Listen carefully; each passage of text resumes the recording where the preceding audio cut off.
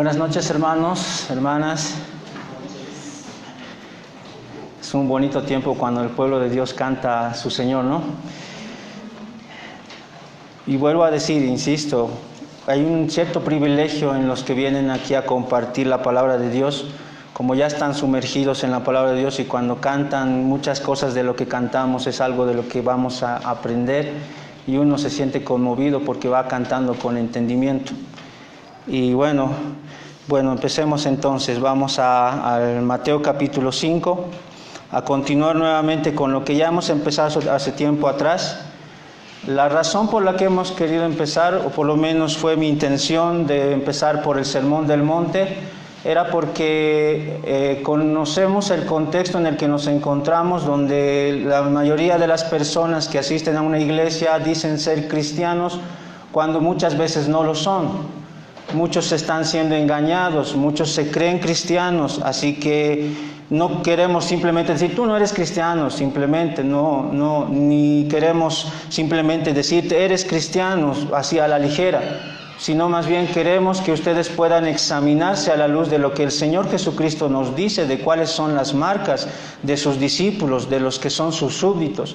Y el Señor justamente en el Sermón del Monte, al principio de todo lo demás que va a hablar, empieza mostrando las marcas que distinguen a sus hijos, a su pueblo, a sus discípulos. Bueno, lo que estamos viendo aquí, como lo hemos determinado, sus súbditos. ¿Por qué dijimos sus súbditos? Porque Cristo está sentándose en un monte, como ahí en el monte del Sinaí, donde Dios está dando la ley, así Cristo está sentándose como un rey y está dando las normativas de su reino. Y antes de dar las normativas va dando las marcas de sus hijos, de quienes le pertenecen, cómo son ellos. Y hemos dicho que el autor, antes de llevarnos al capítulo 5, nos ha mostrado un contexto muy interesante donde Cristo, antes de enseñarnos este Sermón del Monte, llama a los hombres en el capítulo 4 al arrepentimiento. Arrepiéntanse y crean en el Evangelio. Es más claro un poco en Marcos 1:15, donde es más claro, donde dice arrepentíos y creed. Pero aquí está diciendo el Señor, arrepiéntanse, es decir, vengan a la salvación, dejen de pecar contra Él, vuélvanse a Él, vuélvanse a Cristo.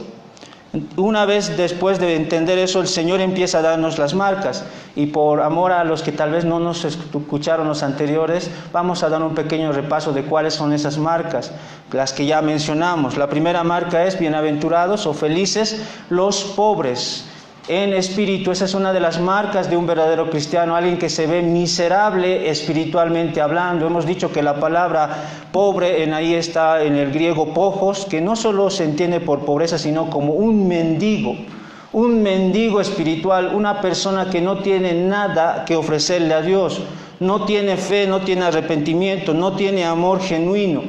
Se ve mira a Dios, mira su amor, mira su santidad, y él se mira a sí mismo y se da cuenta que no tiene nada. Es un pobre miserable. Y el Señor dice, así es la marca de uno de mis súbditos. Se ve a sí mismo como miserable, un pobre, alguien que no tiene nada. Lo único que tiene es pecados.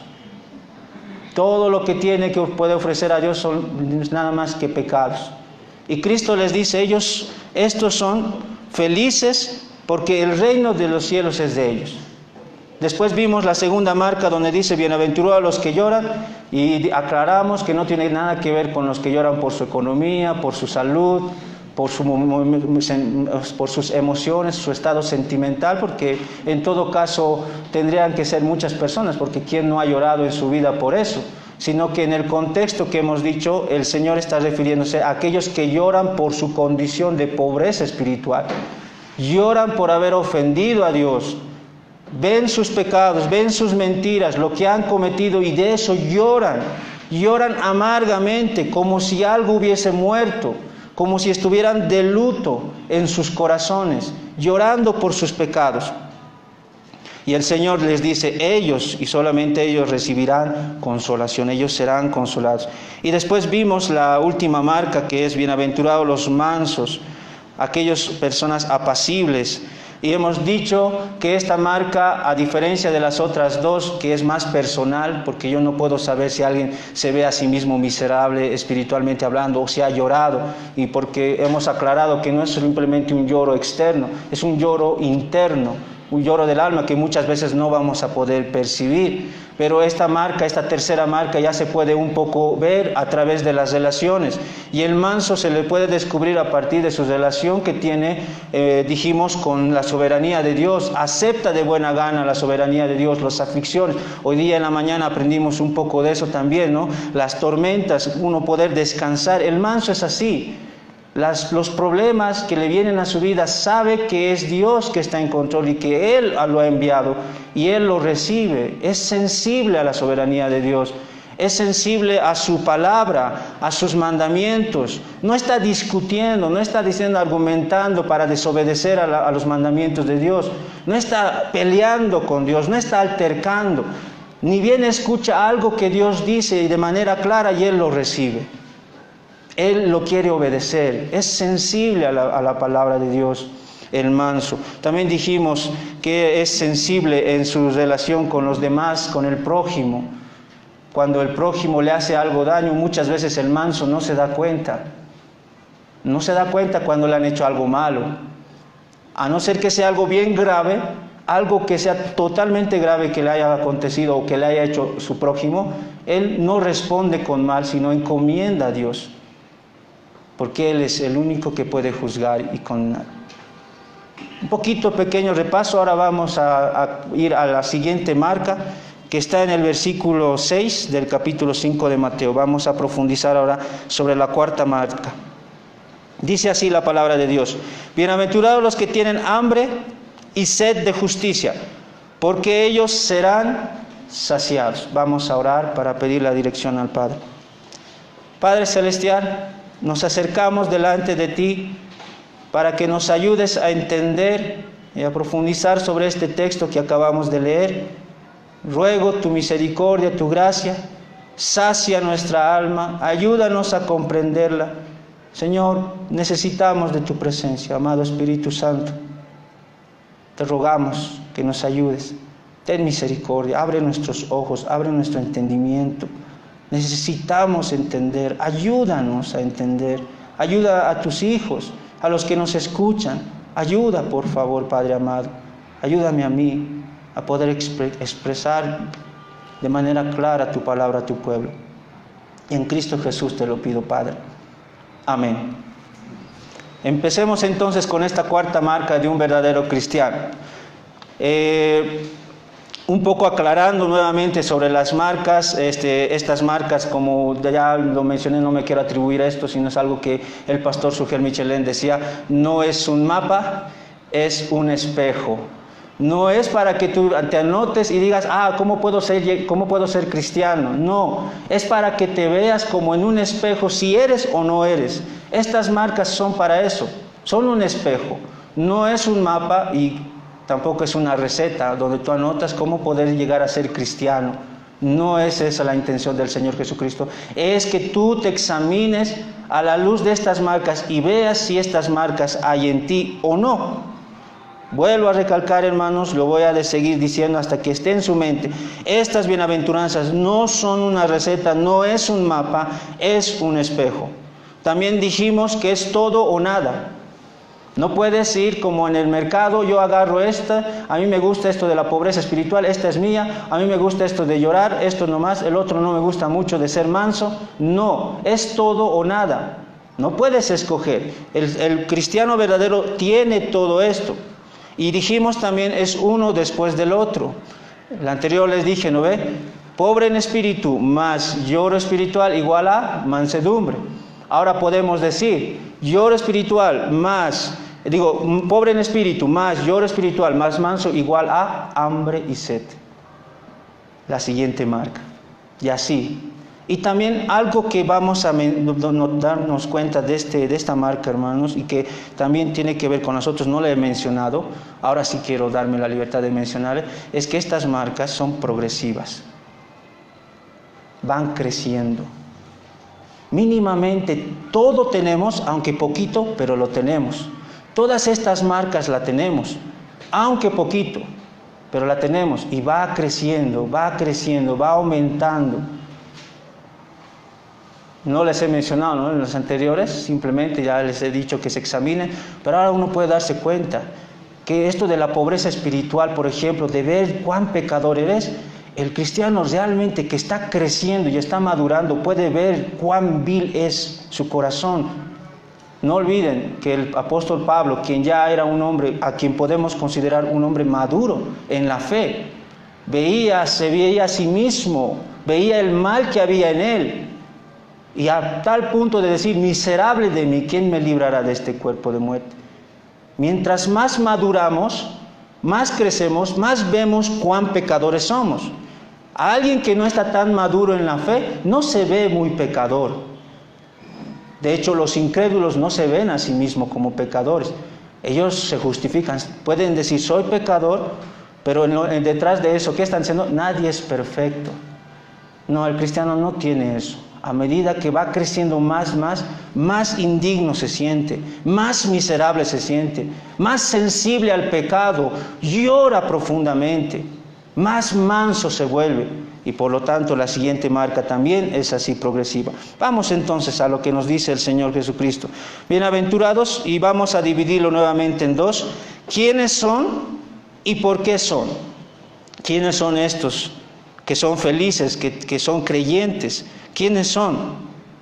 Dice el texto: los que tienen hambre y sed. Primero vamos por eso, porque en realidad en el griego solo está hablando de la palabra hambre y sed, pero lo está atribuyendo a tener, porque esto es una hambre intensa que está sintiendo estas personas. Hay una hambre, una sed demasiadamente intensa. Es realmente devorador, es como un antojo fuerte que tiene. Y eso está tratando de decirnos con esta palabra hambre y sed. Y una de las palabras que nos puede ayudar a entender sobre esto de hambre y sed puede ser, por ejemplo, la palabra necesidad, la palabra deseo, y producto de esta necesidad y deseo viene la petición. Eso nos va a ayudar, esas palabras nos va a ayudar a entender a qué se está refiriendo con esta hambre y sed de justicia.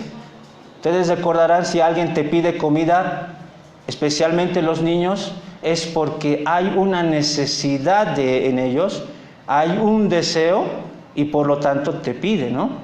Los niños, porque hay una necesidad. Y estas palabras nos van a ayudar a poder ver un poco más y profundizar sobre esto de qué se está refiriendo con hambre y sed. Y después, posteriormente, el Señor nos dice de justicia.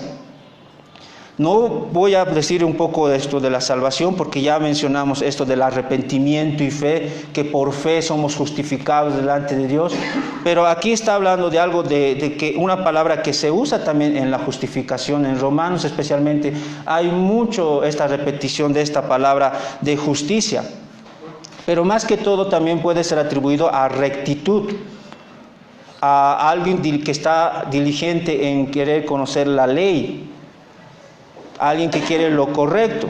Estoy dando pequeños conceptos sencillos para después profundizar un poco. Si podíamos decir entonces, esta justicia, de manera general, para entenderla de manera general, podría ser, digamos, hambre y sed de Dios, hambre y sed de Cristo. Permítanme lo que ya ha leído nuestro hermano en la lectura, en el Salmo 63, versículo 1. Dios mío, Dios mío eres tú, de madrugada te buscaré, mi alma tiene sed de ti, mi carne te anhela. Entonces, esto de justicia, podemos también decirlo que se está refiriendo a Dios, hambre y sed de Dios de manera general. También puede ser en el sentido de Cristo. Ya mencionamos también, se les ha leído cuando el Señor dice: yo soy el pan de vida. Vuestros padres comieron el maná en el desierto y murieron. Este es el pan que desciende del cielo para que el que de él come no muera. Cristo está atribuyendo como que yo soy un pan, y si alguien tiene hambre, coma. Y es legítimo poder decir hambre y sed de Cristo, hambre y sed de Dios.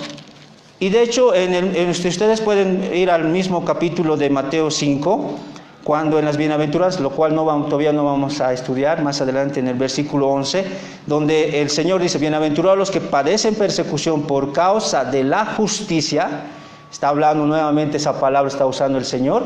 Y más adelante en el versículo 11 dice, bienaventurados sois cuando por mi causa, ya no dice por causa de la justicia, sino ahora se le atribuye mi causa, como dando a entender que justicia es igual a Cristo. También se puede dar a entender como, si se trata de hambre y sed de Cristo, podemos también atribuir hambre y sed de la Biblia, hambre y sed de la palabra. Colosenses 3:16, la palabra de Cristo mora en abundancia en vosotros. También puede ser atribuido esto de justicia en buenas obras. Por ejemplo, Isaías 64:6, todas vuestras justicias son como trapos sucios de inmundicia delante de Dios. Podemos decir, todas vuestras buenas obras son como trapos sucios, como atribuyendo esto de justicia, buenas obras. Y es como decir de manera general, hermanos, hambre y sed de Dios, hambre y sed de Cristo, hambre y sed de la Biblia, de su palabra, hambre y sed de buenas obras. Esto de manera general podemos decirlo, que el creyente verdadero tiene hambre y sed de esto, de Dios, de Cristo, de su palabra, de buenas obras. No estamos hablando de salvación aquí, estamos hablando de algo que distingue a ellos. Ahora, permítame ir un poco más profundo, ya les he dado un poquito de manera general, algo más profundo, y vamos a ir un poco más específicos, utilizando las palabras que les mencioné, necesidad, deseo y peticiones, que los santos, que los creyentes a lo largo de la Biblia han mostrado. Permítame, por ejemplo, ir a esta hambre y sed de Dios, un poquito más profundizando. Hechos 5:29. Pablo está yéndose a Jerusalén, está con los hermanos de Éfeso, y los hermanos quieren que se quede, que no vaya a Jerusalén. Y Pablo también tiene ese mismo deseo, pero quiere ir a Jerusalén y puede volver a ellos. Y él algo dice bien interesante en el pasaje de Hechos 5:29. Él dice, es necesario obedecer a Dios. Si Dios quiere, voy a venir, pero es necesario. Esto es en cuestión de me estoy equivocando en el pasaje, en el 18:21 es, volveré a vosotros si Dios quiere, perdónenme hermanos, volveré a Dios si Dios quiere. Es decir, Pablo tiene el deseo de ir a Éfeso, de volver, pero él dice si Dios quiere. ¿Qué está queriendo enseñarnos esto? Que el creyente tiene deseos, pero su deseo máximo es lo que Dios quiere.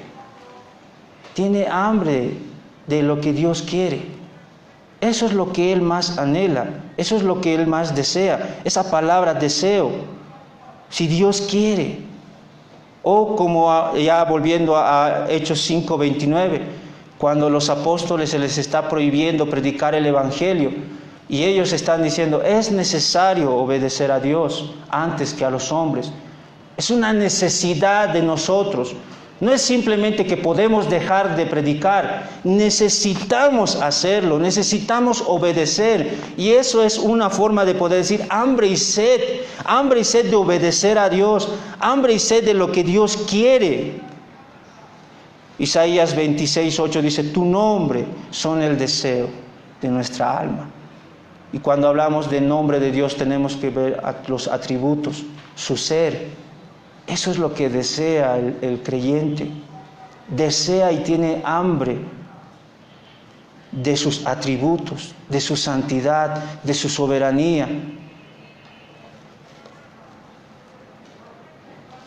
También el Salmo 73:25 nos dice, fuera de ti nada deseo en la tierra. Hay muchas cosas en la tierra que puedo tener, pero fuera de ti nada deseo. Por encima de muchas cosas que puedo obtener, lo que yo más quiero es a ti. Y fuera de ti nada deseo en la tierra. Primera de Reyes 8:18, cuando está hablándole Dios a David de que él tenía el deseo el deseo de edificar la casa de Dios, donde pueda ser Dios adorado. Hay un deseo en el creyente, un hambre y sed por la casa de Dios. Bien has hecho en tener ese deseo, le dice Dios a David. Bien has hecho en tener ese deseo. ¿Cuántos podían tener ese deseo por la casa de Dios? O como petición, el salmista en el 51:11 dice, no me eches de ti. O el Salmo 22:11, no te alejes de mí. Tiene un hambre y sed de que Dios no le eche, de que no se aleje de él. El creyente tiene hambre y sed de obedecer a Dios, desea lo que más quiere Dios, desea sus atributos. Más allá de los deleites que la tierra le puede ofrecer, él le desea más a él. A tal punto de pedirle, no me deseches, no me eches de tu presencia. Y de hecho, si ustedes recordarán, el dolor más profundo que sintió Cristo allá en el Gólgota, no fueron los clavos, no fueron los espinos, no fueron los látigos. Seguramente sintió dolor, no vamos a decir que no, pero la Biblia nos registra un lamento. El lamento que él dice es, Dios mío, ¿por qué me has abandonado, desamparado? Ese debería ser el mayor dolor que el creyente puede experimentar, sentir como que Dios no está. No me eches, no te alejes. Tiene hambre de Dios, tiene hambre de Él. O también tiene hambre de su palabra. El Salmo 119:97 dice, oh, cuánto amo yo tu ley. Y esa palabra amo también puede ser, cuánto quiero yo tu ley. Anhelo, tengo hambre y sed de tu ley. Tu ley es mi delicia. Cuánto amo. Y esta palabra amor también puede ser enamorado ahí. Cuánto estoy enamorado de la ley, de tu ley. ¿Alguien podía decir así? ¿Alguien ha llegado hasta ese punto de poder decir eso? ¿Cuánto amo yo tu ley? ¿Cuánta necesidad y hambre y sed tengo de tu ley? ¿De tu palabra? Pues eso es lo que tiene el verdadero creyente. En cuestión con el Hijo, hablando de Cristo, Filipenses 1:23, recordarán, donde Pablo está diciendo, teniendo el deseo de partir y estar con Cristo. Y ahí está usando la palabra deseo, Pablo. Tengo ese deseo de partir y estar con Cristo, lo cual es muchísimo mejor. Hambre y sed de querer estar con Cristo. E incluso si tiene que morir. No está hablando de suicidios, si hay alguno que ya quiere argumentar con suicidarse, utilizando este pasaje, ya tengo el deseo de partir, morirme y suicidarse. No, si alguien se está suicidando es porque se ama mucho. Los suicidas se aman mucho, algunos piensan que es porque no tienen autoestima, en realidad tienen mucha autoestima, se quieren tanto que no pueden soportar el dolor y se quitan la vida para dejar de sufrir. Pero el creyente anhela morir, anhela partir para estar con Cristo, lo cual es muchísimo mejor.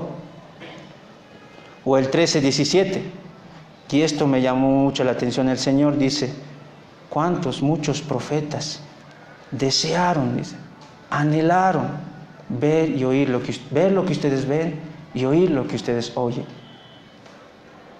El creyente tiene deseo de ver y oír a Cristo.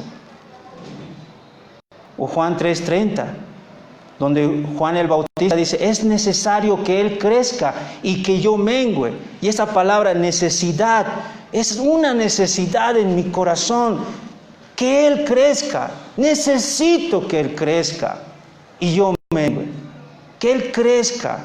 Hay una necesidad, podemos decir, hambre y sed de eso.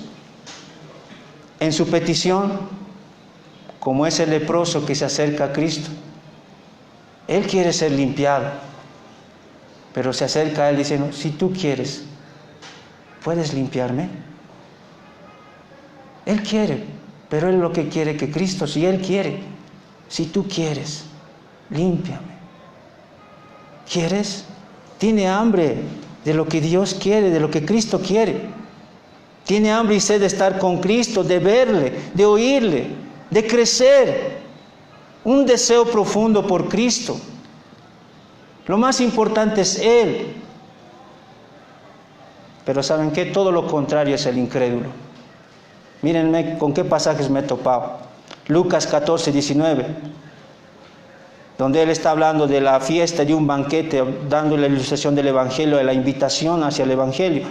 Y Él comenta y dice que hay personas que dicen lo siguiente: he comprado una hacienda y necesito ir a verla, ruego me excuses.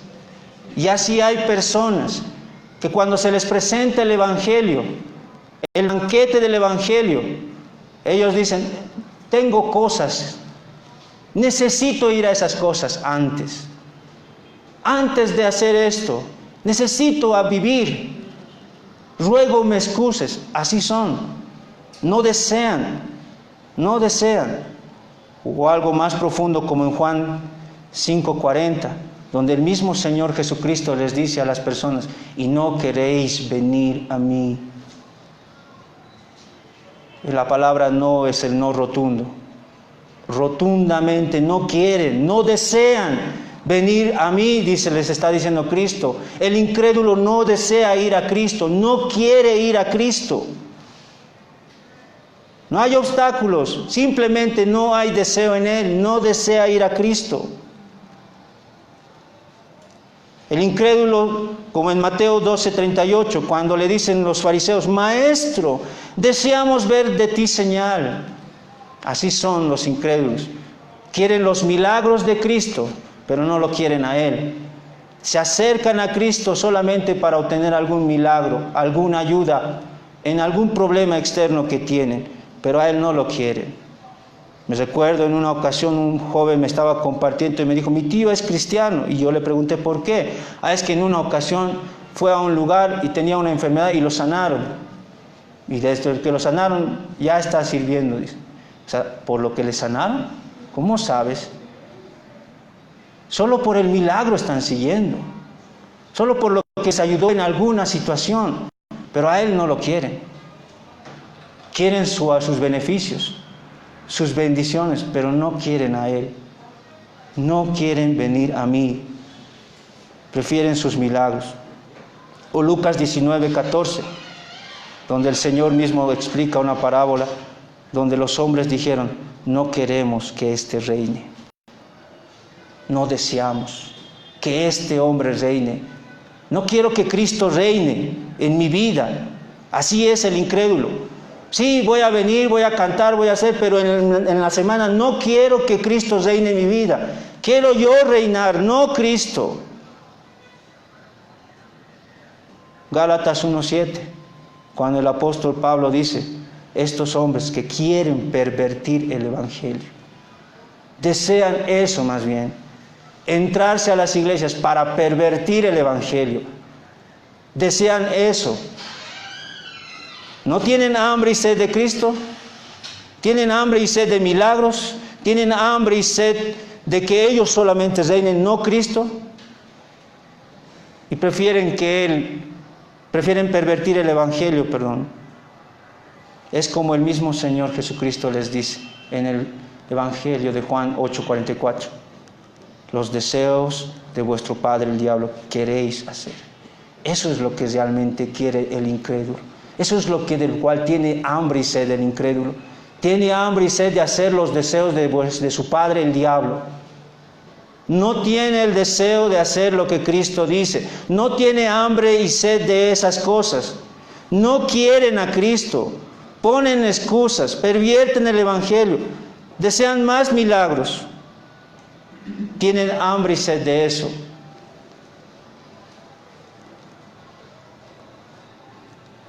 En su relación consigo mismo, en esa hambre que también es legítima. Me topé con un pasaje muy interesante en Marcos 10:35, cuando los discípulos se están acercando al Señor Jesucristo para pedirle algo. Y ellos le dijeron: queríamos que nos hagas lo que pidiésemos. Deseamos que nos concedas algo, Cristo. Su petición fue algo rara, que se sienten a la derecha y a la izquierda, Juan y Jacobo, eso es lo que deseaban. Y lo que me llama la atención es que el Señor no les exhorta de eso, dicen, ¿por qué desean eso? Sino más bien les dice, el que quiera, sirva. Más bien Él les dice cómo pueden hacerlo. Es legítimo tener un deseo de alcanzar algo. Y más adelante voy a mostrar un pasaje que realmente ha conmovido mi alma en cuestión de este deseo. Pero también cuando se trata de peticiones en su deseo consigo mismo, en los salmos ustedes pueden encontrar un montón de peticiones que el salmista hace, del cual podemos decir tiene hambre y sed. Por ejemplo, donde le dice, ten misericordia de mí, o perdóname, lávame, redímeme, examíname, enséñame. De eso tiene hambre y sed el justo. Y por eso pide eso.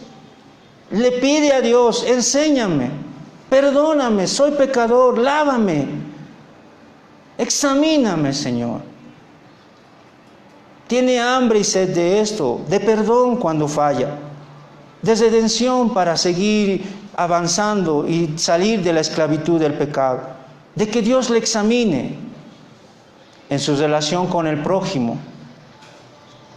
Miren lo que me topé en cuestión de este deseo que tiene el que tiene hambre y sed en cuestión de sus hermanos creyentes. En Judas 1:3, miren lo que dice Judas: me ha sido necesario escribiros y exhortarlos.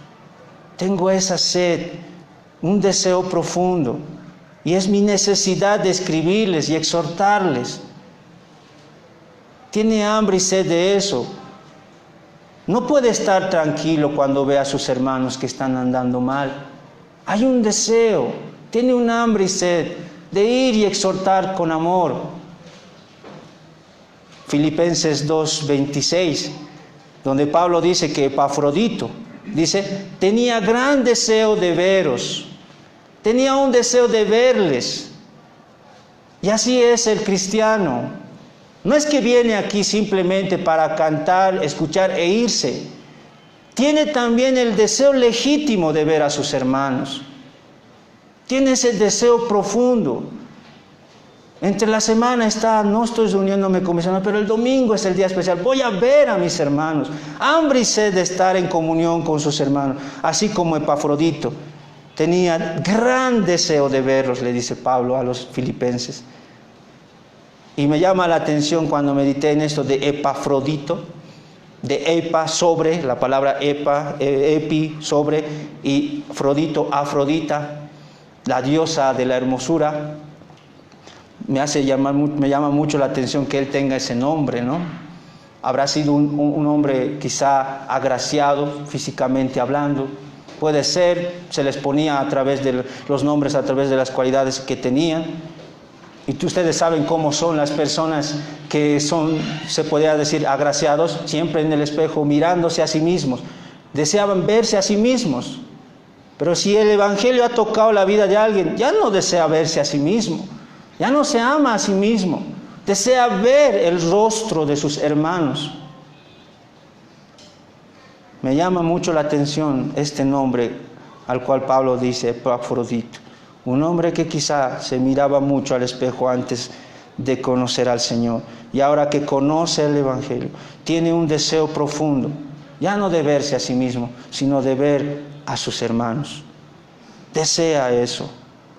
1 Corintios 10:20. No quiero que vosotros os hagáis partícipes de los demonios. Como una forma de decir, no quiero que pequen.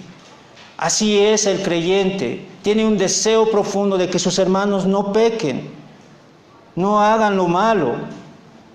O 1 Timoteo 2:8. Quiero que los hombres oren. Tiene también deseo de que sus hermanos oren. Les anima, les impulsa. Oren, oren. Quiero eso, dice Pablo. Deseo eso. Tito 3:8. Quiero que insistas con firmeza. Ocuparte para que ellos, los hermanos a quienes estás exhortando, se ocupen en buenas obras. Ahí estoy parafraseando por si acaso, pero quiero que insistas. Tengo ese deseo que hagas eso. El creyente no se siente bien cuando sus hermanos no están haciendo lo correcto. Tiene ese deseo de que sus hermanos hagan buenas obras. Tiene esa hambre y si debe ayudar en algo, lo va a hacer. Si va a dar un libro para que sus hermanos puedan profundizar en eso, para crecer, lo va a hacer. Tiene hambre y sed de que sus hermanos también crezcan, no él simplemente. Tercera Juan 1:2, cuando Juan le dice, deseo que tú seas prosperado en todas las cosas. ¿Cómo es los predicadores de la actualidad? Ellos desean ser prosperados. Ellos te pueden hacer todo para que ellos sean prosperados. Pero en realidad el creyente más bien quiere que los demás, sus hermanos, sean prosperados. Tanto económicamente, si podemos decir, como espiritualmente hablando. Deseo que seas prosperado en todas las cosas. Ese es mi deseo. Juan está diciéndole ahí en esa carta. Romanos 16:19. Quiero que seáis sabios. Deseo que sean sabios. Tiene ese deseo el creyente. Esa hambre y sed de que sus hermanos sean sabios. Y en su petición, cuando se va delante de Dios, como el salmista en el 28:9, donde él dice, salva a tu pueblo. No solo pide, sálvame Señor, pide también por sus hermanos. Salva a tu pueblo. Tiene hambre y sed de pedir eso por su pueblo. O como Daniel en el 9:19, oh Señor, perdona, intercediendo por su pueblo, por el pecado de su pueblo y rogando, teniendo hambre y sed de que su pueblo, él, sean perdonados. De eso tiene hambre y sed el creyente con relación a su prójimo.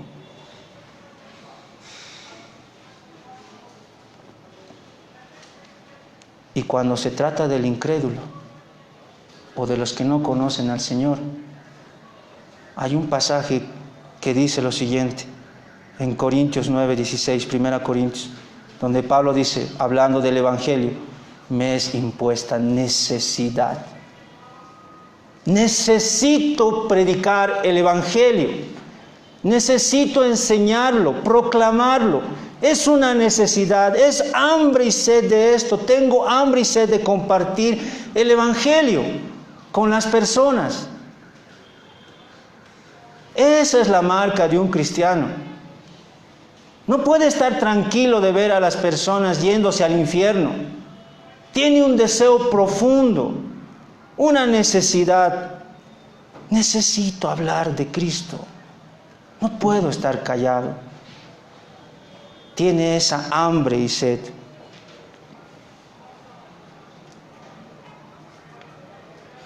Han debido escuchar algunos sermones, yo por lo menos tiempo atrás, algunas veces he escuchado cuando era pequeño y mi tía nos hablaba y nos decía de que como una forma de estimularnos de poder ir a la iglesia, y nos decía, es que si vamos a estar con Él, todo eso, en el cielo vamos a estar, y dice que hay calles de oro, perlas, cristales, diamantes, y uno dice como, uy, puedo llegar ahí, eso qué bonito puede ser, o sea, y hay muchos pueden querer ser animados a través de esas cosas, ¿no?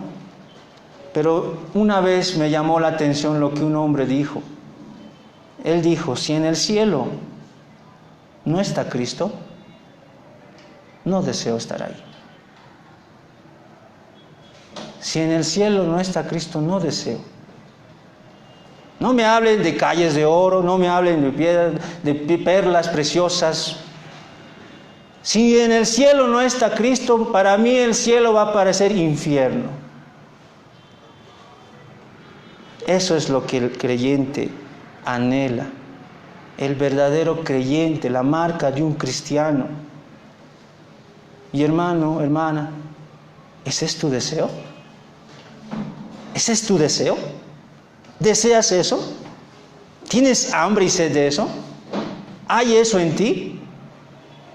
Si no es así, no eres cristiano. No eres cristiano. No te engañes. Nuevamente te llamo a examinarte. No te engañes. Es mejor que ahora, aquí, te puedas dar cuenta que no eres, para ahora poder ver qué realmente es ser un cristiano, alguien que desea a Cristo. Así lo podríamos resumir un poco: hambre y sed de Cristo, hambre y sed de su palabra, hambre y sed de Dios. Ahora, ¿por qué son felices estos hombres? ¿Por qué? ¿Cuál es la razón de su felicidad? ¿Por qué? ¿Qué les está prometiendo Cristo a estos que tienen hambre y sed de justicia? Dice, porque ellos, y volvemos a mencionar, ellos, está dando exclusividad, no está diciendo otros más, porque ellos y otros, no, solo de ellos es algo. ¿Y qué es? Ellos serán. Y nuevamente nos topamos con una palabra que está en tiempo futuro, en algo que va a ser más adelante. No está hablando de ahora, algo que se va a recibir más adelante, del cual el Señor está diciendo vamos a ser saciados. Hortazo en griego, que también puede ser traducido llenar el vientre. Van a ser llenos, como cuando vas a un buffet y vas y tienes que, no sé, el cinturón aflojar, porque estás gordo, estás totalmente lleno. Está usando el Señor, está diciendo van a ser llenos en un futuro cercano. Y vamos a mostrarles a través de pasajes cómo el creyente, por ejemplo, nos va a ayudar un poco la palabra saciar, abundante, la palabra lleno y abundante nos va a ayudar. Esas son palabras claves que también son como de abundancia.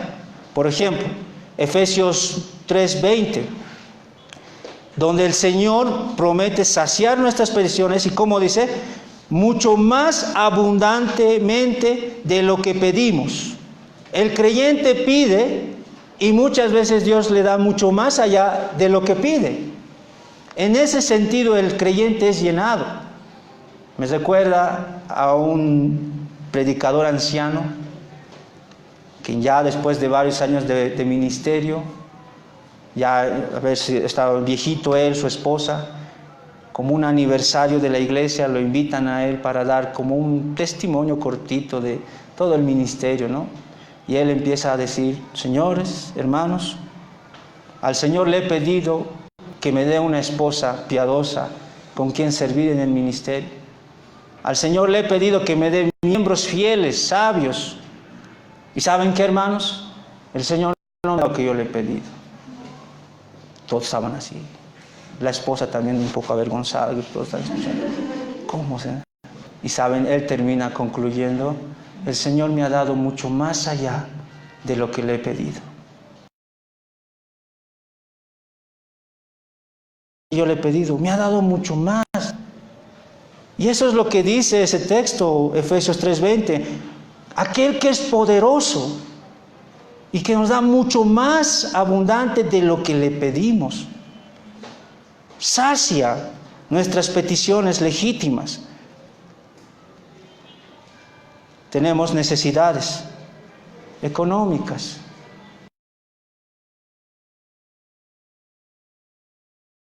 Padre Celestial sabe que tenéis necesidad de estas cosas. Él sabe que tienen necesidades. Mas buscad primeramente el reino de Dios y estas cosas os serán añadidas. El creyente en esta vida puede ser, en cierta medida, en un futuro cercano, ser llenado en cuestión de sus necesidades.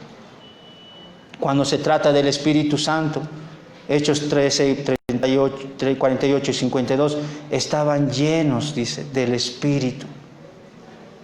Pedro, Pablo, llenos del Espíritu. Llenos. Podemos ser llenos de su Espíritu. Por eso incluso es legítimo, como en Colosenses 1:9, donde Pablo está pidiendo a Dios para que los de Colosas sean llenos del todo del conocimiento de la voluntad de Dios. Sean llenos, una petición legítima. Deseo, Señor, tengo hambre y sed de que mis hermanos sean llenos. Y el Señor llenar, cumplir con esa petición. También me he topado con cosas negativas. A nivel negativo también hay. Hechos 13:10, donde se le está diciendo a un hombre lleno de todo engaño, de toda maldad, hijo del diablo, enemigo de toda injusticia. Hay también hombres que buscan la injusticia y van a ser llenos de eso. Van a ser llenos.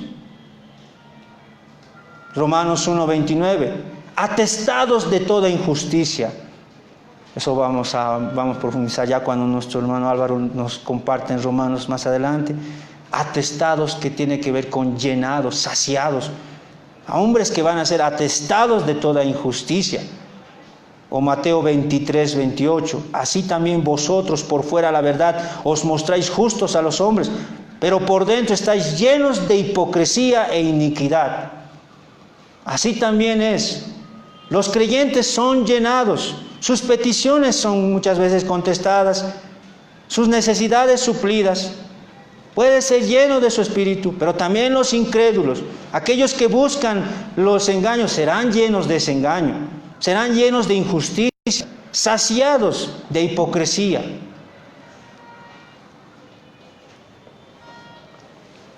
Pero en el futuro, hermanos, si vemos más adelante, seremos saciados, como dice en la boca del apóstol Pablo, de estar con Cristo, que es muchísimo mejor. Finalmente estaremos con Él. El que ha creado todo, con Él. ¿Acaso eso no debería causar gozo en el creyente? Si su mayor deseo es Cristo y que Él le prometa serán saciados, ser saciado de Cristo, de estar con Él. Esa es la promesa que el Señor le da a sus hijos, a los creyentes, a sus súbditos. Para el incrédulo eso no, como Cristo no es su deleite, ser saciado de eso no lo va a satisfacer, no quiere eso. Pero para el creyente que quiere a Cristo, ese va a ser su mayor alegría, porque va a ser saciado. En Semana Santa, no sé, ya no me he desubicado cuándo va a ser, no lo sé, pero yo me acuerdo que cuando era impío, teníamos en mi barrio la tradición de subir al monte un día jueves, porque el viernes, si no me equivoco, es la Semana Santa, donde mi mamá tiene por costumbre hacer los platos que dicen los 12 postres, ¿no? 12 platos ahí, ¿no? Aunque ella nunca llegó a 12, siempre terminó 6, haciendo 6, pero bueno, ella siempre nos decía, por esa razón hacemos mucho, ¿no? Representa eso.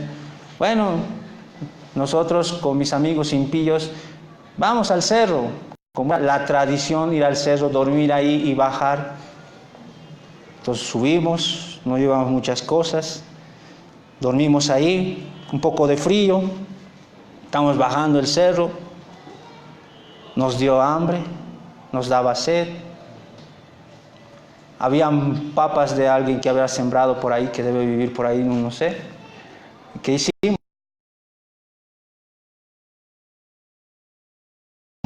Dijo alguien, así haremos, cavamos, pusimos mecha. No podíamos esperar. Un rato se lo pusimos caliente, lo pusimos las papas, ya esperemos un rato. Y no, era tanta la intensidad que nada. Sacamos las papas y seguían duras. Algunos queriendo masticarla no podían. Con hambre bajando y sed. Llego a mi casa y ahí estaban los platos. ¿Con qué gusto he comido? ¿Con qué gusto? Mi mamá me vio hambriento, clarito, cuando llegué ella me vio así, hambriento. ¿Qué mamá no hace eso, no? Si ve a su hijo hambriento, a sus hijos, cocina, hace algo para darles a sus hijos, para saciar esa hambre que ellos tienen. Si una mamá que muchas veces no conoce al Señor puede hacer eso, ¿cuánto más el Señor Jesucristo? Que Él promete, Él está empeñando su palabra y está diciendo, van a ser saciados. van a ser llenos.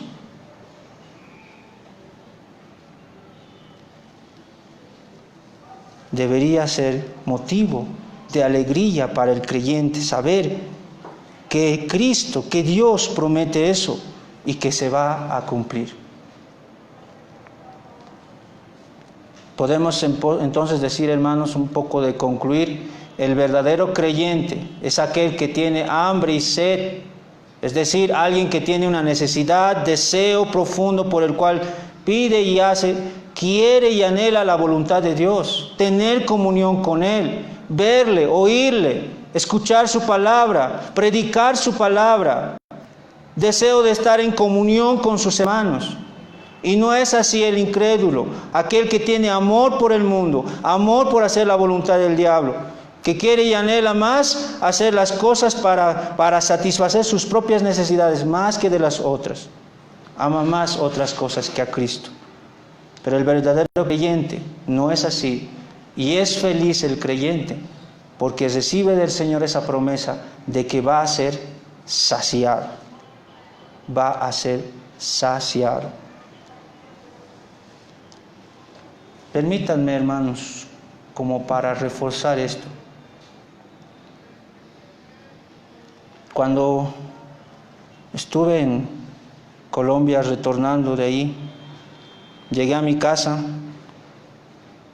ya mi mamá, mientras estaba en Colombia, había preparado estaba en Cochabamba alistando mis documentos de mi licenciatura y querían sorprenderme ahí con mi licencia ahí de mi carrera, ya licenciado, todo eso, los documentos al día, me querían sorprender con eso, porque yo terminando mi carrera, habiendo ya terminado todo lo que se me fui, y volviendo a eso querían una reunión, y ellos esperaban que yo me dedicara a esa carrera. E incluso me animaban, ve, puedes hacer esto y otras cosas más, ¿qué estás pensando? Y se sorprendían el hecho de saber de que yo les decía, no voy a ejercerla. Amo el ministerio, quiero eso. Y mi tío, quien es el más tajante, sin pelos en la lengua, me dijo, tú no tienes ambición, me dijo así. Tú no tienes ambición. ¿Qué ha pasado con ustedes? Que no tienen ambición, atribuyendo a mis hermanos también, pero más que todo a mí. ¿Cómo? No tienes ambición. No sabía qué responderles, hermano. No sabía qué decirle. ¿Cuál es la palabra usar para decirle que sí, en cierta medida los cristianos tenemos ambición? Porque ¿qué es la ambición? Es un deseo profundo de conseguir una cosa que es difícil de alcanzar. Eso es ambición. Y estaba siendo culpado de no ser así.